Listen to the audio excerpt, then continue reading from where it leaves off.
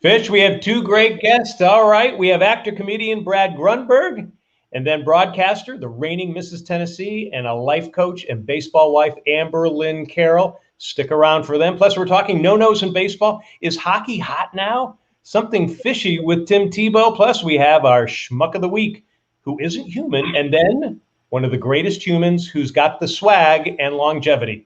And Ginger Snaps is here to school us. Hi, everybody. Welcome to Daly Fish. John Daly here, along with Eric Snyder, a.k.a. Fish. We are coast to coast. Coming to you from Las Vegas and Myrtle Beach, we talk about sports, entertainment, and everything in between. Fish, excited about this show. This is our third show, John, and I think it's going to be our best. A lot of laughs today and good-looking people and a lot of fun things to talk about. No doubt about that. All right, let's get into the daily grind. Here's what we are grinding on. First, one of my preseason baseball predictions is actually coming true. I said pitchers would dominate. And so far, we've seen 4 no-hitters.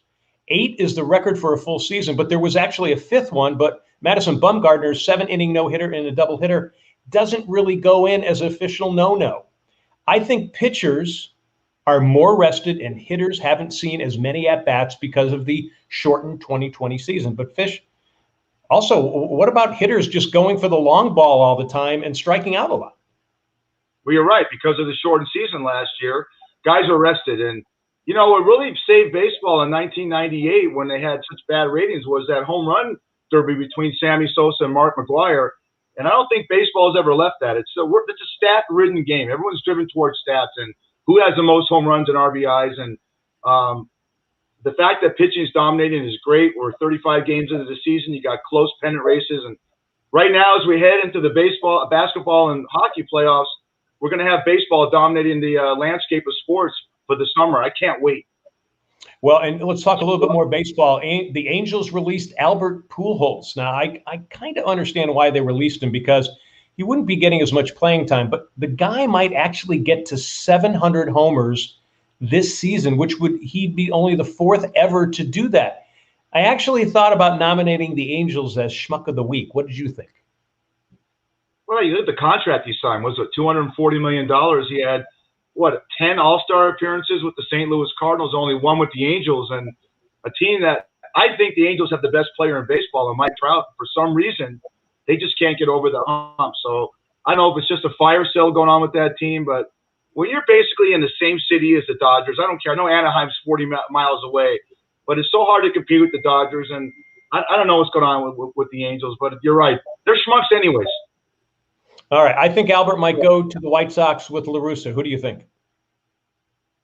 Probably. I mean, that's familiarity, and I think you know what? It's been a while since he got cut, and he's probably sitting back right now and weighing all the options. He's going to want to go to a team probably with the DH. So, so is the American League more viable for him? I don't know.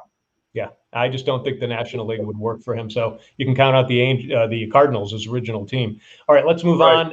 The NHL has just signed some major deals with ESPN and TNT for broadcast rights. NBC is out. So what is that saying? Is hockey now moving into the higher echelon of sports nationally in the U.S.? I mean, they're going to be streaming on HBO Max.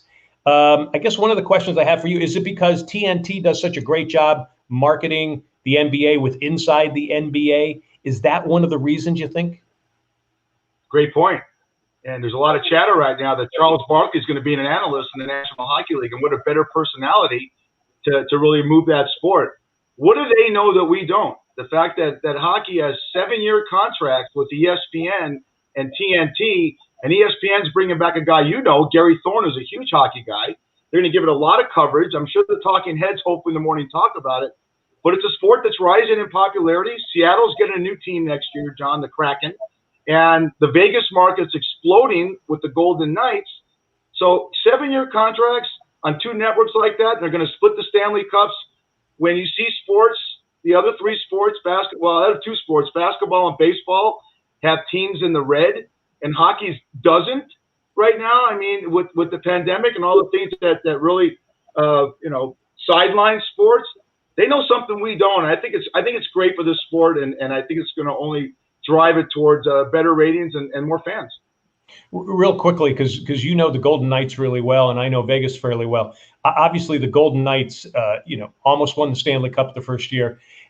They also pitched in and helped the town after that horrible shooting. They became part of the town. Yet at the same time, too, they're still thriving, and you're seeing other cities doing the exact same thing. Were the Golden Knights, are they part of that overall, or are they an aberration? They're not an aberration because their organization, led by Bill Foley's the owner, and they hired George McPhee to be the general manager. He's the guy that put together the Washington Capitol team that has Alexander Ovechkin, one of the greatest players of all time. The Knights lost to them in their first year in the Stanley Cup final. They lost to the Capitals. So McPhee built that team. He built the Golden Knights.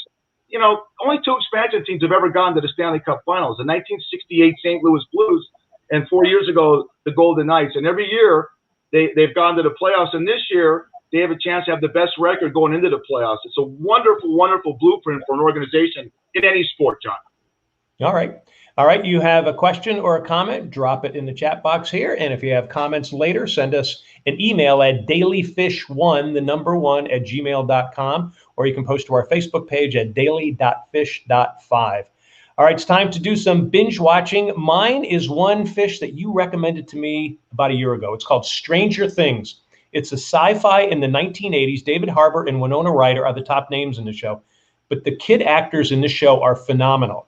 Now, I don't like sci-fi, but I watched this because of you, and I got hooked. They're shooting a 4th season coming up. No one's seen yet. So I suggest you binge watch the first 3 seasons and get caught up. And I'm also hearing Matthew Modine is coming back. He was in season 2. He may be in season 4. So what do you think about that? And then give me yours. Well, when I first got Netflix, my wife got me a smart TV. I gave you the upside. I love that show. I'm watching a show right now on Apple TV called The Mosquito Coast. It was a movie. It's a Paul Theroux novel. It was a movie done with Harrison Ford and River Phoenix back in 1986. And now Justin Theroux is playing the lead character, and it's fabulous. It's unreal. It's about a guy who has a huge distrust of the American government, and he uproots his family and moves into a small Central American villa and buys a village. And he's an inventor, and he's quirky and quacky. And we're only 3 episodes in. They don't let you binge watch it. You get an episode a week.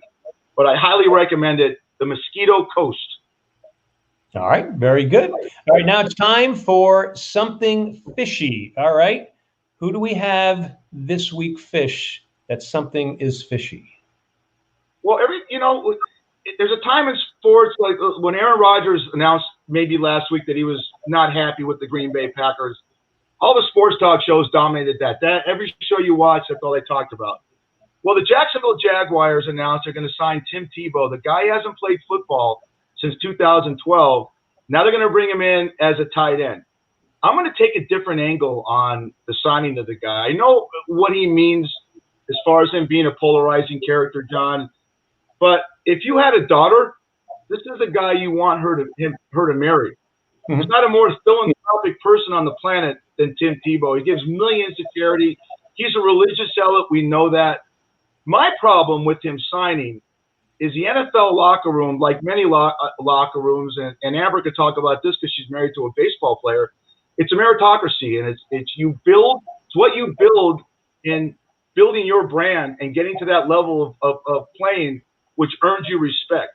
I worry that the chemistry of that locker room could hurt somewhat in Jacksonville because Tim Tebow hasn't earned his stripes. He's quarterback. He was given the opportunity become a tight end with Bill Belichick, who was at New England, when he said, look, son, you can't play quarterback, but you can be a great tight end. And there's examples.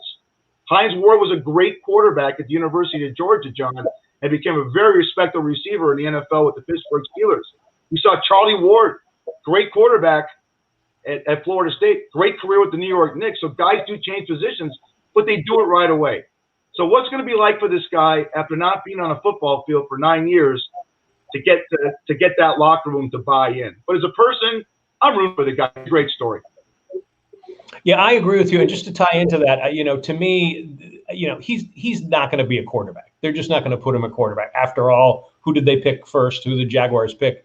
To me, the whole key is going to be, can he actually catch?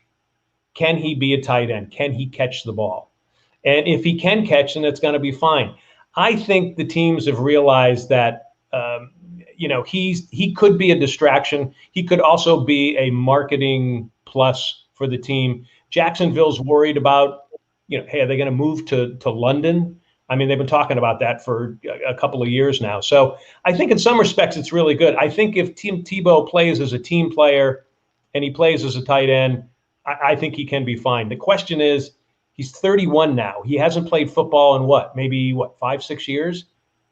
Can you do that? He's going to be 34 in August, and 34. You know, 31, 34. You're right. You're right. I'm going to sidestep on that, but the bottom line is he hasn't played football in such a long time, and it's such a chemistry level with any sport that I'm really rooting for the guy. The bottom line is the odds are against him. Here's a major problem I have also. He has such a following. And they got Trevor Lawrence, the #1 pick in the draft. And they also have Gardner Minshew, who's a very good backup quarterback, John. I don't need his following and his legion screaming for him to become a quarterback. That's a distraction. And you know, if Trevor Lawrence being the rookie, John, if he has a couple of bad games, he starts hearing Tebow, that team won't need it. But could you imagine if he scores a couple of touchdowns? It's a great story. It's a TV movie. Guy didn't play football for 10 years, went played baseball. And look, why not? Everyone has a dream. It's still his dream to be in the NFL. Let him go for it. Absolutely. All right. Still ahead, we have Ginger Snap. She's going to school us on some young talk. Again, thanks for tuning in here. Again, we are Daly Fish. We are live on Facebook Tuesdays at 8 p.m. Eastern and 5 p.m. Pacific. We air on DBNA television on Roku, Amazon Fire, and soon Apple TV. We are also streaming 24/7 on the DBNA television website, which is at dbandatelevision.com. Follow us, like us on Facebook at daily.fish.5, and subscribe on YouTube. All right. It's now time for our Schmuck of the Week. Who's been schmucky this week, Fish? A horse? Yeah, look at this.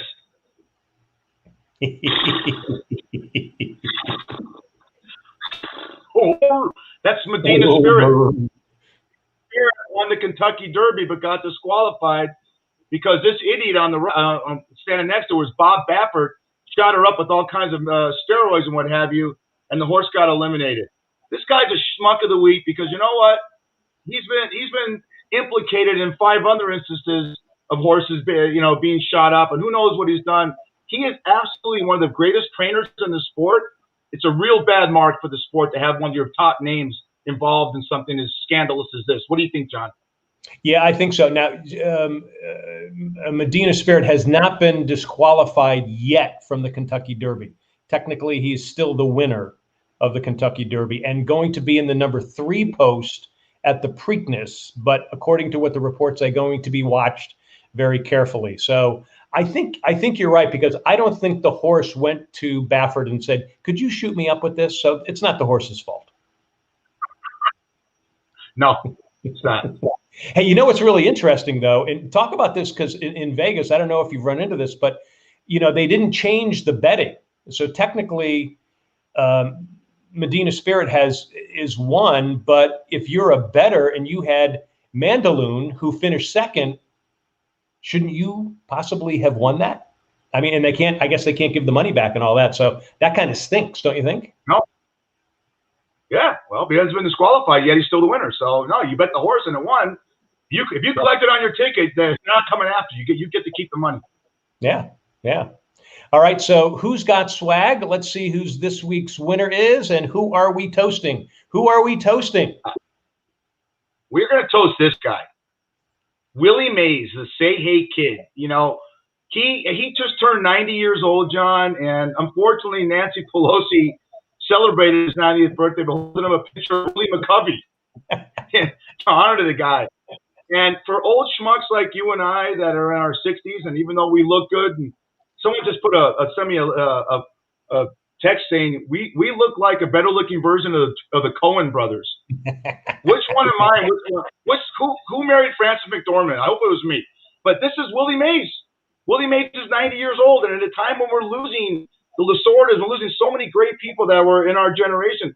John, you're a few years older than me. Tell us a story. You saw this guy play. I remember when I was a kid, but this is one of the greatest players of all time. And he has swag. And I remember one thing before I let you go. I remember him interviewed, and they asked him, they said, Willie, what do you regret? And he goes, I was born too soon. Guys hitting 228 never made $10 million a year when I played. You got a story about this, Say Hey Kid? You know, it's really interesting. And I kind of, reckon myself a little bit of a baseball historian. And one of the big facts that I forgot was the fact that the Say Hey Kid missed 260 games because he was drafted in the U.S. Army for the Korean War. Think about that. He hit 660 home runs. He could have topped Babe Ruth before Hank Aaron did.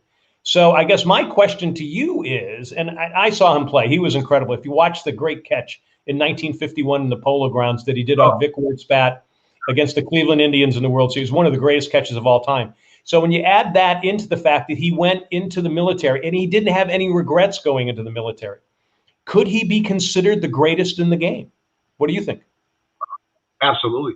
Absolutely. And at a time when, we just lost Tommy Lasorda at 93, we're bringing on Brad Grunberg later on the show. He's an LA guy like me. It meant a lot to LA sports. And you lose a Don Merkles. And I think of the guys that are alive right now in entertainment with Norman Lear and Mel Brooks.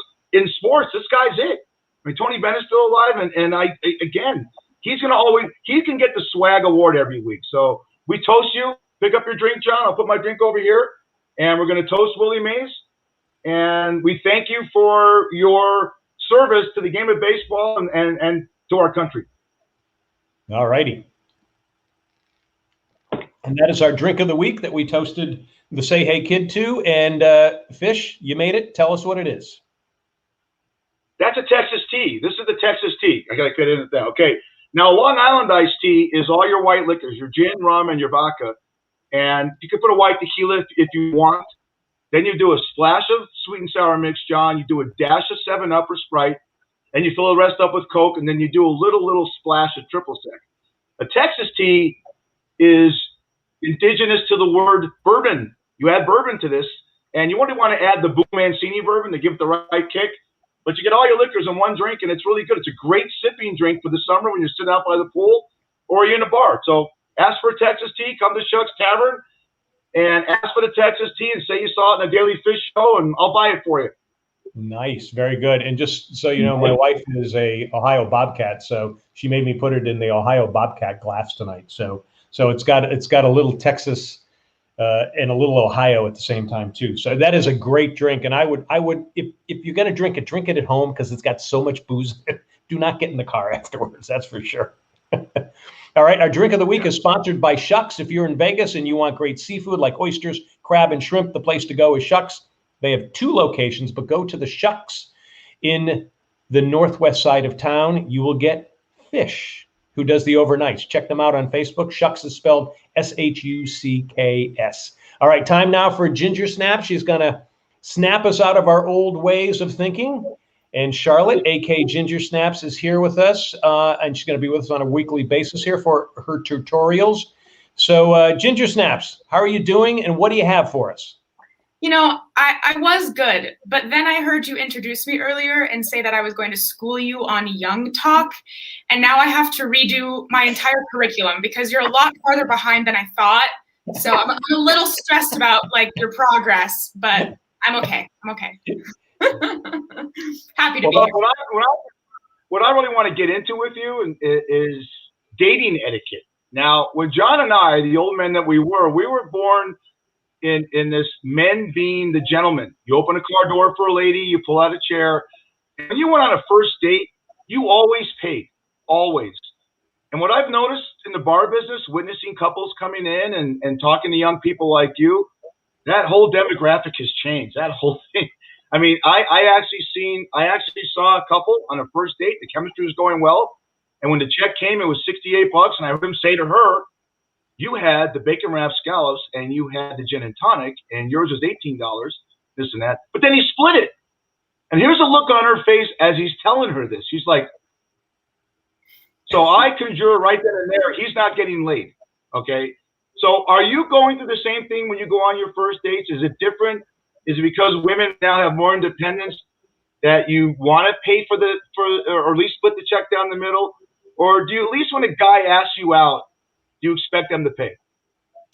I think it really depends on the situation. And I, for one, am all for communication. And I think that if you can talk about things like money early on, more power to you. And I also think that, you know, dividing it on like a gender binary is kind of on the out and out, especially, you know, who pays if it's two girls, like, you know. But I will say my philosophy is that if you approach someone and you directly ask them on a date, to me, that's inviting them to an experience. And you're saying, you know, I want to have you come over and I want to pay for your dinner and all of that kind of stuff. So if someone were to like ask me directly on a date, I would kind of expect them to pay. But at the same time, I don't think it's as much of a precedent anymore. And I've rarely been surprised when checks are split during a date. One time I was surprised, but you know. So what would happen if you asked a guy out on a date? Do you think he'd expect you to pay? You know, I don't think he would expect me to pay, but honestly, in this day and age, who knows? This one time, while I was living in France, I went on a date with this guy and it was great. And we drove to this little French town, the next town over, and we sat at this picturesque French cafe and I ordered tartare and it was like very iconic and whatever. And we go to split the bill, or we go to pay. And he's like, do you want to split the bill? And I said, okay, you know, whatever, hand over my card. And he split it down the middle, but he had 2 drinks and I had none. And at that point, I was a little annoyed. I would much rather sit there and divide out the bill if I'm going to pay for my own than pay for something I didn't even have. That one caught me off guard a little bit, but. The French, that's what they do. I know. I was like, am I getting scammed right now? But, you know, it was a bad date for a number of other reasons, so it's okay. Chalk it up. When you're on a date, do you watch your date's eyes if they're staring at your breasts? Because I've noticed guys on dates, again, I see this all the time. I've been in bars where we had Match.com dates as a first date, and the guy's got his head just fixated on the mammary glands and this and that. Do you notice those type things, the little quirks that men do that either says to you there's a second date coming, or you're going to go to the bathroom and excuse yourself and you're going around the back door and you're leaving? I mean, you do notice that? Tell us. Give us some experiences. I mean, I'm trying to think of the saying, but there's like a little joke about it. Like 1 second in eye contact time is 5 seconds in boob time. Like if you look down, if you think you're speedy and quick, we're going to see, like I'm looking at you in the face. So, you know, you can see the eyes flicker. I don't think it's ever happened to me, and I'm not sure what I would do. I think I'm the type, instead of leaving out the back, I'd probably be like, excuse me, my eyes are up here. You know, like a little bit of conflict every now and then, someone who's going to act like that. But we definitely have red flags and, you know, things to be aware of. One of mine in particular is people who are rude to servers. I cannot stand that. And if I'm on a first date with somebody, or any date, frankly, and they snap at a server or like refuse to tip, it's over. It's over for me. Not getting another date after that. Good for you. Good for That's you. good. Now, rude. Yeah. You every week you see us do the binge watching thing. Your generation, do you binge watch? I mean, I know that John brought up Stranger Things, and that could equate to any generation, any demographic. But what are some of the things you binge watch that you talk to all your friends and go, oh my God, I can't believe I did all 10 shows in one day, and then in October of next year it's coming out. What do you watch? You know, I think my friends are kind of all over the place, and especially because we've been in quarantine for so long, we've kind of like been through the stuff that's out recently. One of my best friends just watched all of Buffy the Vampire Slayer a few weeks ago, and like we're watching these throwback shows. But one of the more modern shows that came out recently it's called Normal People. It debuted on Hulu last year, and it's based on a book by the Irish author Sally Rooney, and it's amazing. I have told all of my friends to watch it. It's beautiful, and it's very realistic. It's about like these 2 young people finishing high school and moving into college in Ireland and just their relationship. But it's so stunning, and it's very authentic, and like, I don't know, it's one of my favorite shows ever. So I watched it last year, and then I binged it last week, and I cried the entire last episode, and it was rough. It was rough. I might watch it again, honestly. It was really good. So. Wow. That's one to have to chalk up. Exactly, John. I knew nothing about that show, and I have Hulu and whatever. So it's good. It's good to know, because you're watching it, and we can get in line with our younger generation. So yeah, but I mean, we're all over the board. Honestly, aside from that, I've been pretty into like random throwback shows, and I was thinking about all of the shows that were in the 90s that for people just like a few years older than me, mid-late 20s, that's what like they grew up with. So I started watching Dawson's Creek the other day just to see what I missed out on. It was interesting. You could feel like the stilted conversation and like the adult writers being like, how do 16-year-olds talk? But it was good for a dose of nostalgia and, having those early flash memories of like, oh yeah, phones used to look like that. There used to be a cord attached. So you know what? Is that the one with James Van Der Beek and Katie Holmes? I think yes. Katie Holmes, yeah. Well, the great thing about having TV right now, John, you can attest to, is when you have shows that aren't on network shows, you get real talk. You get cursing. You get. I have a hard time watching regular TV because people don't talk like that. People put a curse word in every once in a while. So when we watch shows, I tend to lean towards the ones that sound like I do, like an idiot. So the other thing that I can't stand in like a lot of television shows is a laugh track. Why are we still using laugh tracks in 2021? It's 2021, right? It just doesn't make any sense to me. It's so weird and it's canned and like, I don't know. But I also, comedy shows tend to not hit very well for me, except I have been watching. Do you guys know what it means if I say it doesn't hit well? Do you know what that means? Do you understand? I think in baseball terminology. Yep. Anyway, I have been watching a few recent Australian TV shows, actually, which I'm really enjoying because Australian humor is like British humor, but a little raunchier, a little less like, I feel like sometimes British humor is so dry that it just like goes over my head. But with Australian humor, it's a little more in your face, but it's pretty funny. Which Australian one are you watching? I wish I could remember his name right now, but there's one creator who's done a couple of different shows, but one was called Please Like Me, which is just about this like desperate 20-something-year-old figuring out he's gay and like all the shenanigans of his poor roommates. And another one called Why Are You Like This, which is also just like messy 20-somethings figuring out their life. So, well, I'm a big Aussie fan as well, and I'm watching one called Offspring that is excellent. And I've heard that's really good. Yeah, I haven't gotten into it yet. It's funny and touching, and it can bring you to tears at times too. So that's really worth it. All right. Well, that's great. She is Charlotte. We call her Ginger Snaps. She is a regular here on Daly Fish. And write to us if you have something you want her to school us on. See, I did it again. Write to dailyfish1@gmail.com. And Ginger Snaps, it's always great having you back on. I'm sure you'll have some great stuff for us next week. I sure will. Good to see you guys.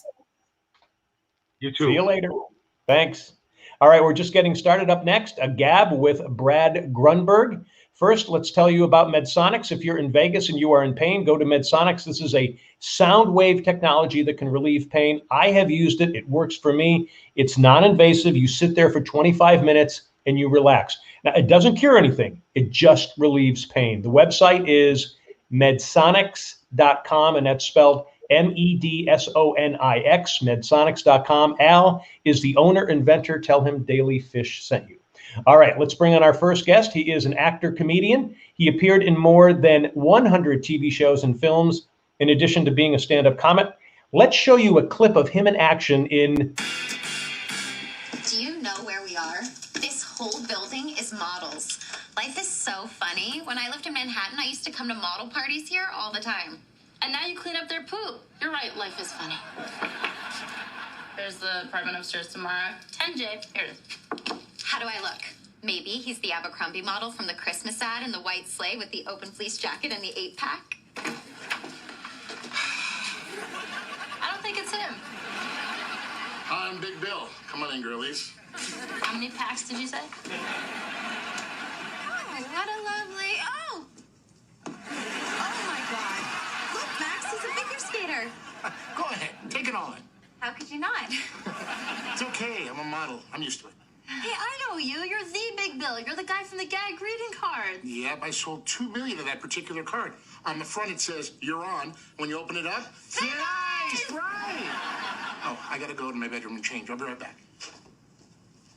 Wow, Wow, Big Bill. No, big bye-bye. We're not staying here. If that's what's on the wall, who knows what's on the floor or trapped underneath it?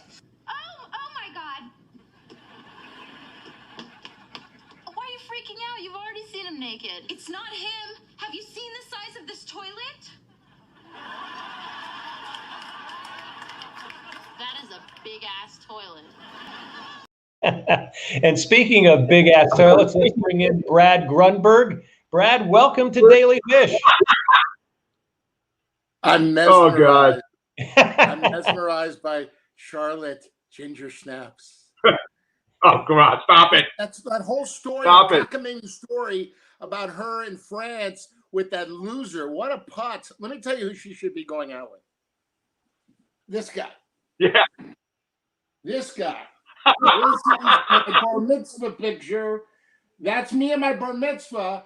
Ginger, I love you. Let's start slow. This guy is in love with her. She is so cute and she is so goofy. She's such a goofy girl. I like her. Would you pay for the first date? I'm sorry? John? Would you pay for the first date? Absolutely. I pay for everything. I buy her something, whatever she needs. You know what? Let me tell you something. Any guy that wants to split the bill, adios. Goodbye. Adios. Split the bill? Are you crazy? I agree. mean, that's nuts. Right, JD? I've seen it. Absolutely. Yeah. Absolutely. Brad, let me ask you something, man. Brad, you got killed last year with COVID-19 because between massage parlors and strip clubs and buffets, what the hell did you do? I mean, there's nothing going on. Close your ears, Ginger. Yeah. Okay. I've known to frequent a massage parlor. I played football in high school. I got a bad shoulder. I love the Asian people. Let me tell you, I love the Asian people. And by the way, while I was listening to Ginger, I got a call from LA County Jail. Ron Jeremy called, porno star. He wants his mustache back, Fish. What is that thing? Oh my God. I go, well, did you guys see the movie Boogie Nights? Yes. They call me Dirk Halfenbigler. Yeah. And it wasn't because of the mustache. No. I got to go to the Schmucks. Is it called Schmucks? What's this place called you work at? Schmucks? We don't have buffets there, and we can't afford to feed you, man. If I caught you, I'd be out of business. It's okay. I'll be the official greeter. Guys, thanks for having me on. JD, I think you should get rid of Fish, give more time to Ginger, and you and me, buddy. You and me. All right? Ginger needs more time. That's my girl. Come on. Eventually, you're going to get me off the show, and it's just going to be Ginger and Brad. No, that's what I want. Yeah. Oh my God! Look at Fish. Where are you, Fish? Are you Fish? Is that like an apartment you rent? What is that place? Gee, look at those drapes. Oy vey. Well, the TV show you're on, Two Broke Girls. I'm in the other room. I'm the guy that when they dumped you. I actually fell in the toilet and they came out and took those two girls. Let me ask you one quick question. John and I are a big fan. You've done a lot of TV. We're big fans of Larry David and Curb Your Enthusiasm. And you're on the show, Brad. You've done tell us what it was like working with Larry David, because it had to be a great experience in your career. So blessed. Ginger, are you listening? I have been so blessed. I worked with some of the great comedy legends. I worked with Mel Brooks, 3 films. Greg Garcia, Raising Hope. My Name is Earl. He was in The Millers. He's the funniest guy. Adam Sandler. I worked with him for 3 films. And now I got to work with Larry David on Curb Your Enthusiasm. I just knew when I auditioned, I got to get this. And the way my audition went, I can't really talk about it because you sign all these papers because they don't want you to know the storyline. But at the end of my storyline, when I'm talking to him, I go, "Oh man, I had a big breakfast. Can I use your bathroom?" And I go off camera because you know how it is with his bathroom. It's like his shrine. And I think that's what got me the role. And he is, let me tell you something, guys. He is so nice. He's nothing like his character. He's really low key. Funny story. I'm in Video Village. Video Village is where the director sits, the producers, and they watch playback after you do your scene. So I'm in there, and Larry's talking about what he wants for lunch. So he says, I would love that sandwich from Bay City. By the way, I said Bay City because I want him to maybe buy some time on the show. Oy vey. And so he orders this sandwich, wanted to send a PA. And then he goes, God, don't say, all right, I'll have the sandwich. And then he goes, did you see what's for dessert at craft service? And by the way, for your fan base, craft service is where all the food is. And of course, I know where that is. And basically, he goes, red velvet cake with ice cream. Oh, he's a health nut. He goes, I would never eat that. That is, disgusting. Of course, I ordered 2. One for him and one for me. So, I got to do that, right? I can't let that go to waste. But, Ginger's coming back on. Yeah. Look at this guy's eyes, John. Back in. What the hell happened? A surprise. I asked them to bring me back in, Brad, because I wanted to tell you. I'm really not sure how much we've got going on here, but I will say that I just told my best friend the other day. I was like, you know what? I never date people who make me laugh. That's so trash. I need to prioritize. Mom and Dad, come in here. I think I found my wife. I think I found my wife. You want me to get married? Ginger, where do you live? That's what I'm going for you. Stalkers. Ginger, I'm taking you out to lunch, and I'm going to pay for it. How's that? Thank you. I appreciate the communication up front. See how easy that is? I'm going to pay for that, and we're going to go shopping. We're going to go shopping wherever you go. Yeah, we're going to do that. Ginger, you're adorable. You're goofy. I like you. Plus, Thank you. Red. And my favorite place. Hey, Brad, you're going to get this one, Brad. Matchmaker, matchmaker, make me a match. Remember that, Brad? Look at his eyes. Look at this guy's eyes. He looks like he just got a free meals for a year in Las Vegas. Look at this guy's eyes. My God. I love this. Ginger is my type of girl because she's goofy. She's humble. She's sweet. That's what you guys out there. That's what you got. You got to find. I'll have to say, when I was watching from backstage, the clip ended, and it was just like this massive toilet. And then you came on with this, and you went, "I'm mesmerized," and I thought to myself, "By the toilet?" It was me that was mesmerizing, but I was a little thrown off there. I'm not gonna lie. Ginger, we're taking over. So you guys can exchange texts afterwards, but we want to get back to Brad. So, what's your type of guy, Ginger? What's your type? I just told you a minute ago. I said somebody who makes me laugh.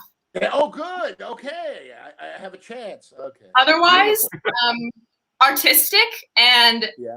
Someone with a good sense of or good taste in music, for sure. Have to have a good taste in music. Bay City Rollers, Tony Orlando, yeah. That's exactly what the millennials want. Perfect. I'll share my music. You share your music, and we'll make magic together. I like Ginger. There could be something here. Okay, there could be. I like. All right, we'll get you back on after you have your date. We'll find out how it went. Flying her to Los Angeles if she's not living in LA. There you go. Come on, LA, Ginger. We'll do a remote. We'll do a remote for Daly Fish. All right. There we go. I'm in. Go to the celebrities I know, and we'll interview them for you guys. Love it. Sound good? Perfect. All right. All right. Great. We're in. Cool. Great. All right. Thanks, Ginger. Thanks for coming in backstage. You made this guy's week. Trust me. Thanks, Ginger. Snaps. I gotta start drinking. Okay, well, we are talking to actor-comedian Brad Grunberg. He has appeared more than 100 films and TV shows like Will and Grace, Two Broke Girls, that we showed you, and also the film Men Who Stare at Goats and more. This is Daly Fish. Thanks for watching. Brad, I got to ask you, Men Who Stare at Goats, you were in that with my good friend Stephen Root, I think one of the greatest character actors of our time. How was it like working with him? Did you have much roles with him? So what's great is George Clooney's best friend directed it, and I worked with Ian McGregor. That's who I got to work with. And he was great. He just of course, it was a comedic role, and I played an office guy, but it was really fun because I got to be flown to New Mexico. I went on an away game, and it was great working with him. He was so nice, Mr. Star Wars and all that good stuff. And he just, he got me, and we just had a great time. And it was a long day, but when you work with great people and you're having fun, time goes by so fast, but not today on this show. But anyway, Brad, what are you doing now? What's going on with you right now? What's you got any comedy stuff going on? You got any shows coming up? I'm sleeping late. I'm having nightmares about your mustache. Why is your Wi-Fi so bad and JD's is so good? Where are you? Like in a basement? Where are you, Fish? You keep freezing. Your Wi-Fi keeps freezing. It's the mustache. I don't know. It's a mustache. I'm freezing to you. I hope I'm not freezing anybody else. I'm in my man cave in my house. This is the third show. We got to work out the kinks, but it's okay. It's okay. I am writing scripts. Before COVID started, I was on like 4 episodes of your favorite show, Fish, Fuller House, and that was a lot of fun. I was on Fuller House. I played Berkowitz, and let me tell you something. That set was amazing. John Stamos, unbelievable. Dave Coulier, Bob Saget, so sweet. Candace Cameron. I'm telling you, Jodie Sweet, Andrea Barber.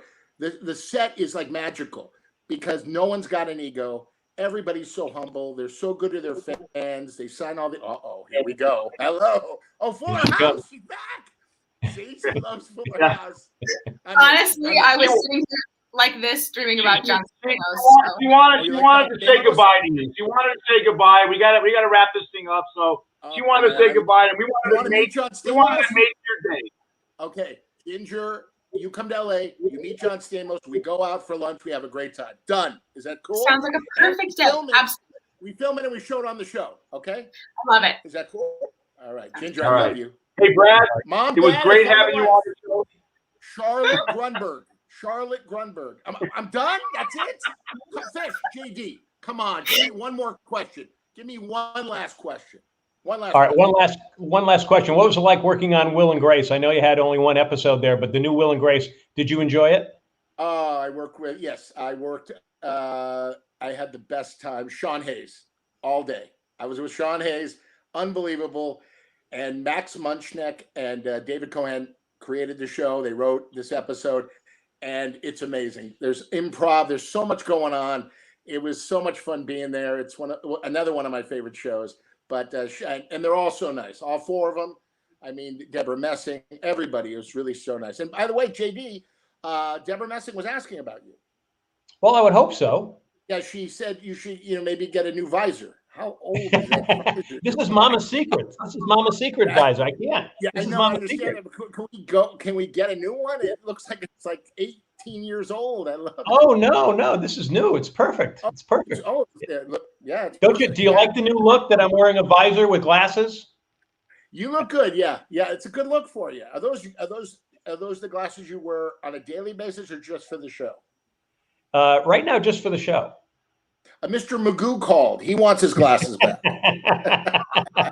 Yeah, Jim Backus told me I could use it, so don't worry about it. Mr. Howell. Oh, man. Guys, millennials have no idea what we just talked about. I want to make an announcement. I want you on my podcast. Me and Lauren Francesca do a show called How to Start. And we got about wonderful 3 million people on our platforms. We want you to come on. I want to interview you. How's that?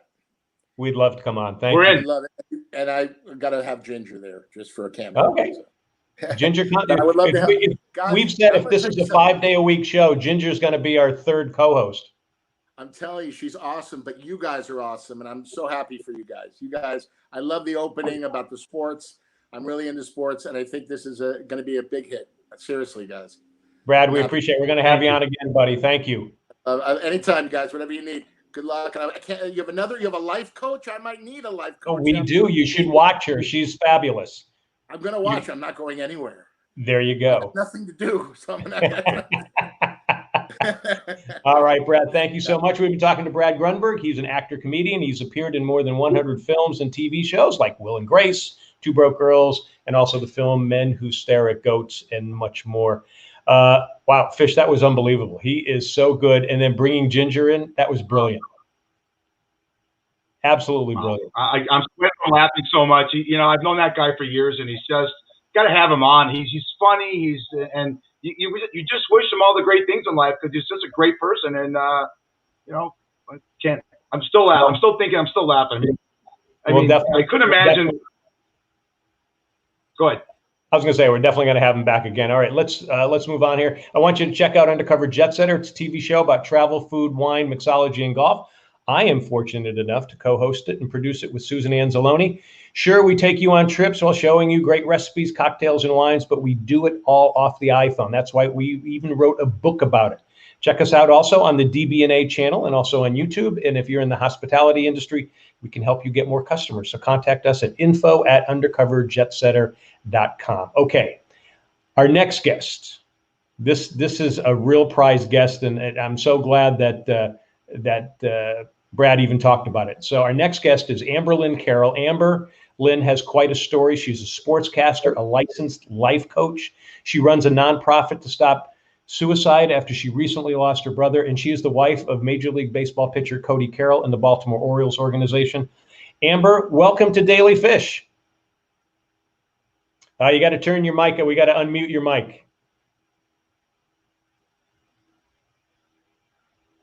There we go. There you go. There we go. Thanks. I always do that. I kid you not. Well, I do that a lot myself because I want to make sure I'm not impinging on somebody else's conversation. Right. So tell us, where are you right now? So right now we are in Virginia Beach. We started off the year in AAA with the Norfolk Tides. So the guys are down in Charlotte right now playing the Knights, and it's just me and my dog Johnny Cash, and we're hanging out in Virginia Beach. And how is Cody doing with the AAA team there? He's doing well. You know, he missed the 2019 season. He had surgery. In 2020, it was the first time that he got back in the saddle, and obviously we know how 2020 went. So this is really and truly his first full season back in 2 years. It's quite an adjustment for both of us getting back into it, and I actually get to sit in a ballpark for the first time in 2 years next week. So I am very excited. So, hi, welcome. Nice to meet you. Nice to meet you. I love your name. I was like, I got to meet this guy.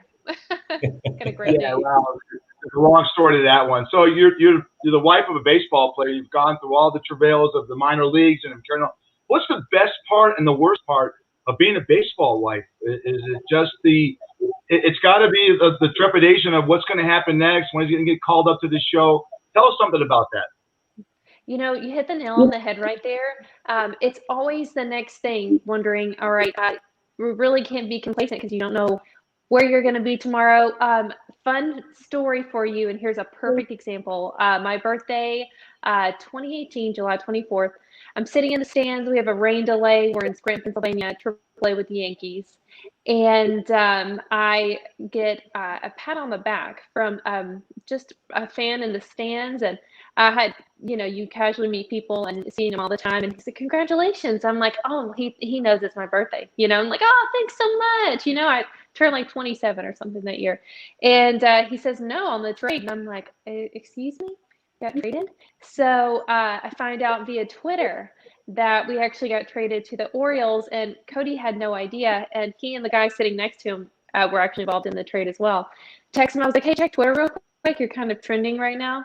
So he was involved in the Zach Britton trade from the Orioles to the Yankees. So that's the perfect description I could say of the baseball life.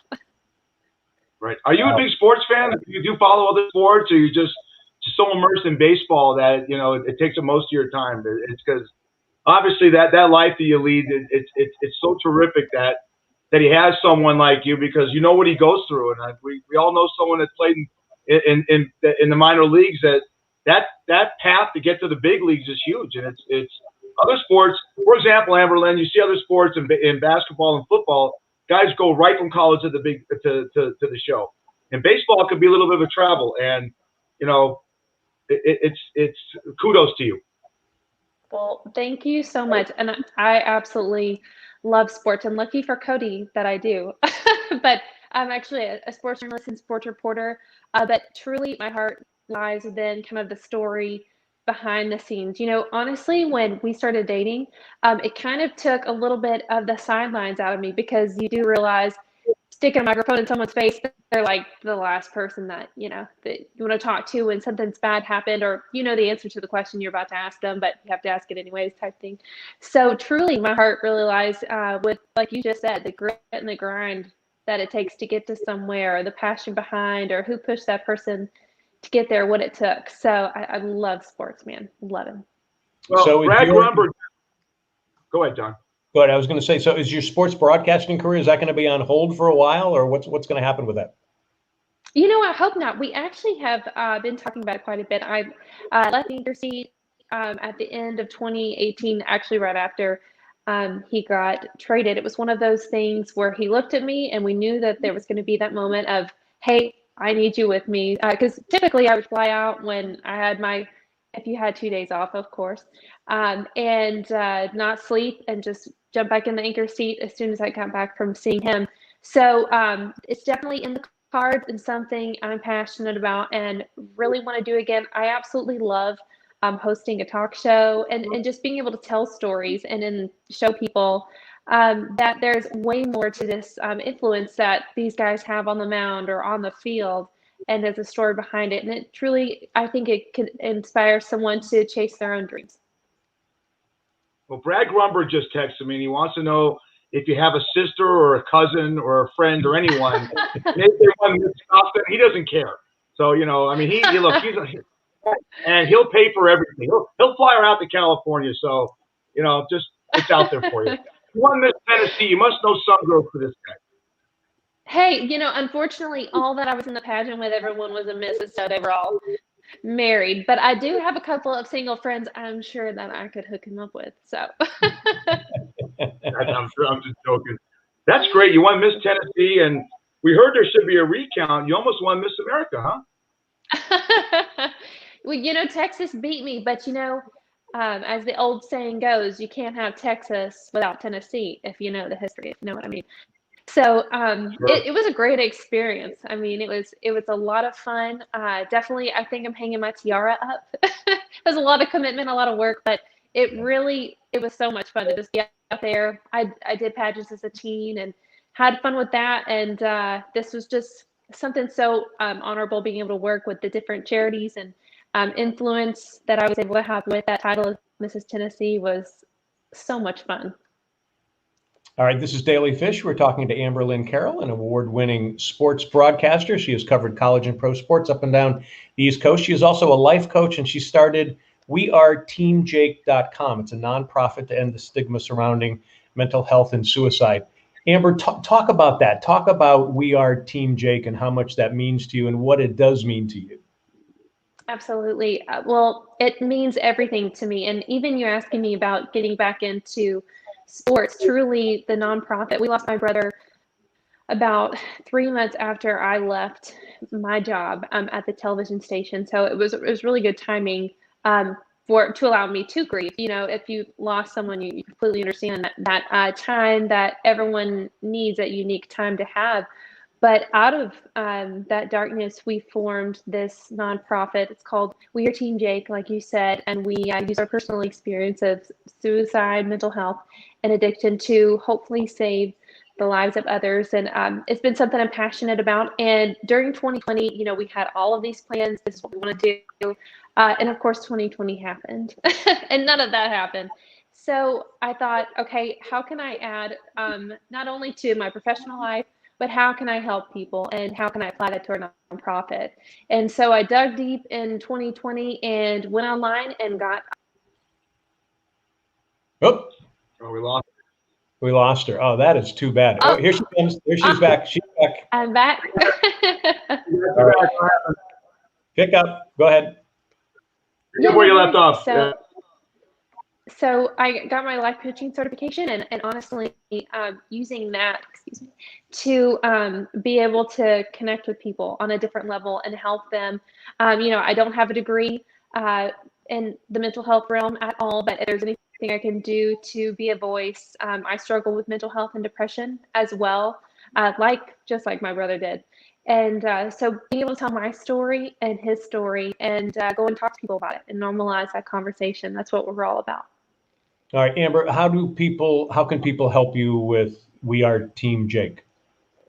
So if you're actually in the Nashville area or you're visiting, I know that there's some really cool stuff about to happen. Right now at Franklin Juice Company, we're actually doing a collaboration with them. I truly believe whatever you put into your body is kind of what comes out, and it helps with your mental health. And one of my favorite things to eat are acai bowls, and especially Franklin Juice. They're incredible. They created a sunshine bowl though for Mental Health Month. And part of the proceeds goes back towards We Are Team Jake. It's called the Sunshine Bowl. It's absolutely fabulous. And also you can visit our website, weareteamjake.com. We've got some awesome collaborations going on with Banana Man Clothing. It's a shirt. It's called Men Have Feelings Too. I need to send both of you guys one because they're really awesome. So he did a great job on the design and stuff. So but if you would love to help us, follow us on Instagram, Twitter at We Are Team Jake, or even on Facebook. All right. We've been talking to Amber Lynn Carroll, an award-winning sports broadcaster. She's covered college sports and pro sports. She's also a life coach, and she started, as she just talked about, We Are Team Jake to end the stigma surrounding mental health and suicide. And she's also the wife of Cody Carroll, who's in the Baltimore Orioles organization. Amber, we got to have you back on again. Thank you so much for taking the time. Thanks for talking about all that stuff. And I know it's difficult sometimes, but we also want to see you back out there broadcasting. Yeah, absolutely. I'm ready to get back in that seat, and ready or not, here I come. All right. We're looking forward to it. We're rooting for Cody. We're rooting for Cody Cheers, Carroll. That real quick, you two, the Baltimore Orioles in Vegas, Amber, were given a 0.00 chance to make the playoffs, and the over and under was 62 games, and I bet the over. So go Cody Carroll and go Orioles. Close. Yeah, absolutely. Right. That was a funny moment for sure. Thank you so All right, much for Amber. having me, guys. Thank you. Amber Lynn Carroll, everybody. All right, coming up, a big day in the NFL tomorrow. We're going to tell you about that in a little bit. But first, you need a natural skincare cream. Check out Mama's Secret handmade skincare. It's right here on my hat. I use it. There is their facial cream. They even have a pain tamer cream. And for the summer, they have a bug repellent cream as well. And due to the pandemic, the best and greatest and best smelling hand sanitizer. You got to try it. Go to mamassecretskincare.com. Tell them Daly Fish sent you. All right, we're just about ready to end the show here. But Fish, there's actually a big day tomorrow for the NFL. Tell us about that. The NFL tomorrow is releasing their schedule for the 2021 season. And people, believe it or not, including myself, make travel plans according to this schedule release. And the NFL Network's going to do it along with ESPN2. And they just announced they're going to announce the week 1 schedule in the morning. I've got through my sources that the Raiders are going to play on Thanksgiving Day against Dallas. That's not a done deal yet. But when the schedule comes out and we ask our viewers and our fans, go on dailyfish1@gmail.com or get to us on Facebook and let us know what matchups you think are going to be great, and we'll talk about. But a big day tomorrow because the schedule comes out. All right, and we will definitely talk about that next week as well. We're working on a number of guests. We haven't verified anybody yet for next week, have we? Well, we're getting close, and one Brad's really going to be excited about. We may have someone in the adult entertainment business, and what she did to since guys like Brad couldn't go to strip clubs, we're going to ask them what they did as far as the internet, and it will be PG rated about it. But I'm pretty confident we're going to have some fun guests. And Ginger Snap's going to be here next week. We don't know who's going to ask her out. Well, and just about any guy that we have on here is probably going to ask her out. And the good thing is that you and I have always said off camera that if this becomes a 5-day-a-week show, she's going to become the third host of the show because she's so much fun, and she proved it tonight jumping on there with Brad. That was great show, great people. Brad's terrific. I'll tell you a story about Johnny Cocktails, a thing he did for Fox that I was actually in. A pilot that was so much fun to work with back in '92, and you wish guys like that are just good people, a very successful career in this business. Absolutely. All right, and folks, remember to watch Daly Fish live on Facebook at daily.fish.5. We're also seen on DBNA television, on Roku TV, Amazon Fire, and soon Apple TV. And we are also on DBNA television website. That's at DB and ANDA dbandatelevision.com. dbandatelevision.com. And we're also on YouTube. Boy, that's a lot of stuff. We're on a lot of different places. It's tough to get out. Yeah, it is. It is. That's why we're good. That's why we're here. Right. All right, buddy. Great job. You too. Always great seeing you, John. We'll have a great show next week. Have a great week. And, I'll be excited. I'll be texting you tomorrow about the NFL schedule. Absolutely. We'll be looking forward to it. Folks, tune in next week. We'll see you then. Bye-bye, everybody.